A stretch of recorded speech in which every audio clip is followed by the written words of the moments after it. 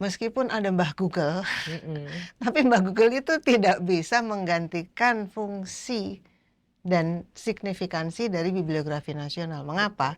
Karena bibliografi nasional itu adalah mendata semua pemikiran yang hidup di Indonesia ya Pak ya. Ya. Dan itu dikurasi.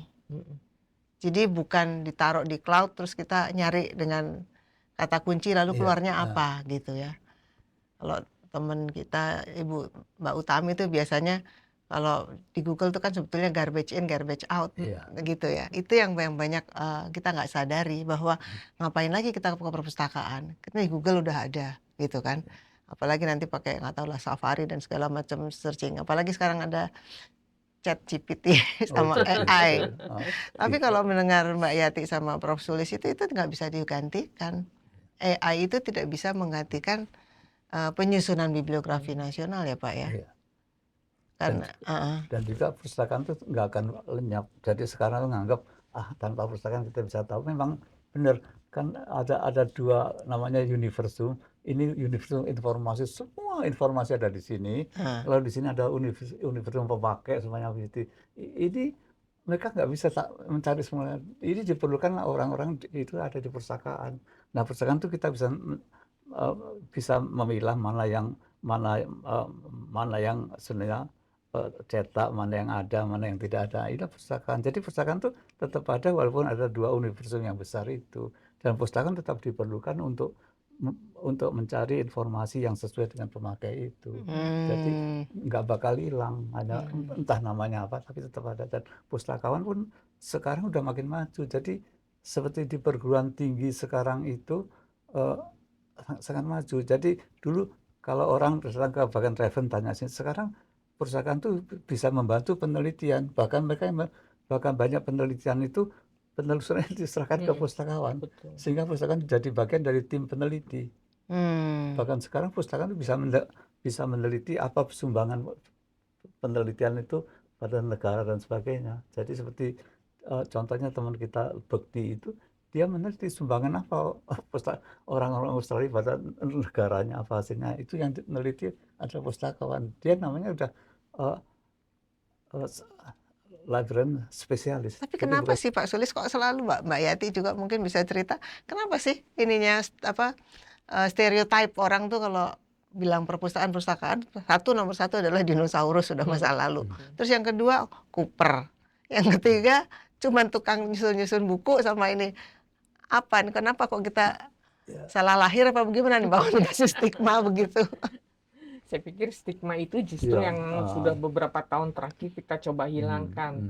Dan tentunya kalau kita bicara perpustakaan dan pustakawan, kalau menghilangkan stigma itu yang pertama adalah dari diri pustakawannya, kepribadian pustakawannya ya kan. Jangan kalau zaman dulu kan selalu ada foto atau apa di mana gambar pustakawan Betul. itu kepala pustakawan itu dilambangkan dengan orang yang udah tua pakai kacamata Iya. terus Cooper dan sebagainya. Sekarang kan enggak. Sekarang pokoknya apalagi gaya lah penampilannya gaul dan sebagainya. Dan itu juga tidak mudah transformasi dari menghilangkan bahwa perpustakaan itu jadul dan sebagainya. Sekarang kita melihat bahwa banyak perpustakaan yang bagus tapi masih sebagian fokusnya kepada penampilan perpustakaannya, tetapi belum layanan perpustakawannya gitu Pak. Jadi yang harus kita kejar sekarang adalah bagaimana memperkenalkan pustakawan-pustakawan yang akan datang itu yang betul-betul sesuai dengan kebutuhan masyarakat tadi kan, misalnya melakukan penelitian dan sebagainya. Intinya adalah pustakawan sekarang itu nggak bisa kayak zaman dulu. Tapi saya juga melihat ada kecenderungan pustakawan sekarang lebih senang di depan komputer, Pak. Karena mereka tidak merasa harus melayani, karena pemakai kita banyak udah pinter-pinter juga kan. Jadi they don't need bantuan dari pustakawan itu. Itu ada jadi kayak dilema juga ya. Tapi yang jelas bahwa pustakawan kita itu harus berubah karakternya dan itu saya pikir di beberapa tempat sudah mulai perubahan, mereka lebih asertif ya, mereka lebih helpful dan sebagainya kan. Kalau dulu kan orang datang ke perpustakaan cari aja di situ Pak bukunya kan. Kalau sekarang enggak kan. banyak yang oh ya saya antarkan di sini Bapak butuh apa lagi dan sebagainya. Nah, itu yang kita perlukan pustakawan ke depan itu adalah komunikasinya harus bagus. Interpersonal communication-nya harus ditingkatkan ya Pak. Kalau Iya, untuk saya sih iya, itu. Dan mereka juga betul-betul menguasai profiling anggotanya atau masyarakat di sekitarnya yang dilayanin.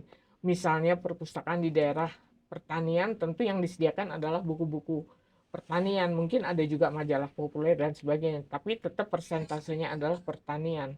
Kan nggak mungkin, karena saya pernah dengar kasus ada perpustakaan pertanian tetapi ada koleksi tentang eh, perikanan dan sebagainya. Nggak nyambung gitu dengan kebutuhan masyarakat. iya, Karena itu paling Hmm. penting adalah kita membaca, karena itu kalau orang pun mau beli buku atau seleksi buku di perpustakaan, dia harus menguasai siapa target mereka, yang dilayani itu siapa dan sebagainya. Jadi semuanya bisa mix and match gitu loh, nggak ngawur. Saya pernah dengar ada perpustakaan sekolah Pak di daerah mhm, dapat buku donasi sih, mhm, eh, kamus chemistry, kamus kimia yang iya, tebel-tebel.